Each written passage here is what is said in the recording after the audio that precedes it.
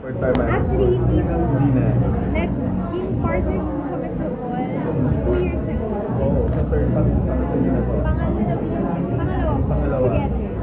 Okay, anong aabangan ng mga fans na susunod? Nagagawin yung dalawa? Well, kami din po, really excited on what's to come. And sana po yun, sabayan niyo po kaming paghandaan yung mga susunod na mangyayari po sa amin.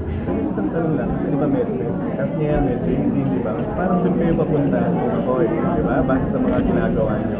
Kung ikaw mas ano mo, sino mas ina-idolize mo sa dalawa? Or sino mas gusto niyo maging kayo?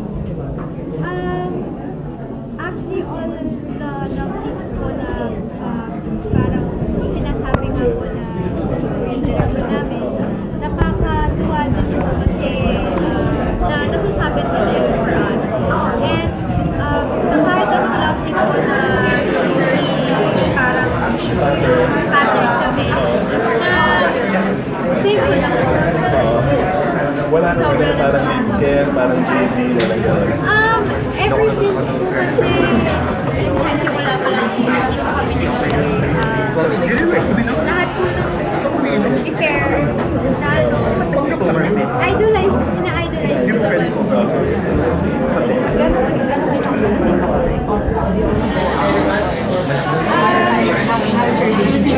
very busy din po si Makoy pero we try to always make time for each other para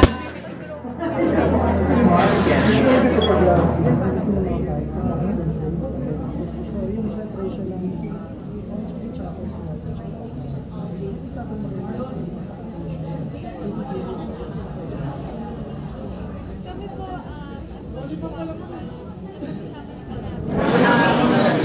po namin na trabaho lang.